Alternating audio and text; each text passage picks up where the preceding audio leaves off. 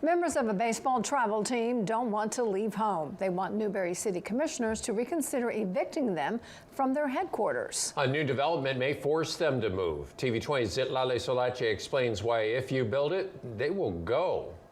Dozens of parents and children filled the Newberry City Hall, asking the Newberry City Commission to reconsider evicting the elite Pro Ball Academy.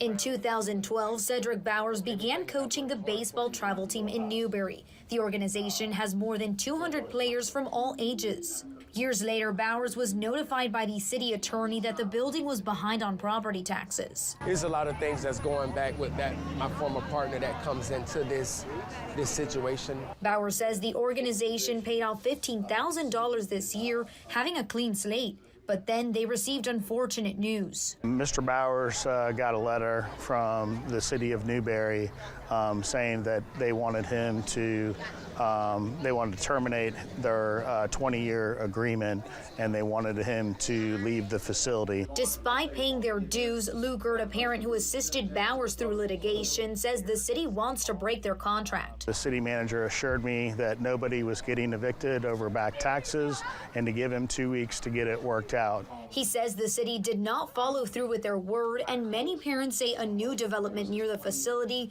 may be the reason behind the eviction. In my opinion, they really just want to use that facility for other purposes, and they don't want to live up to their 20-year commitment.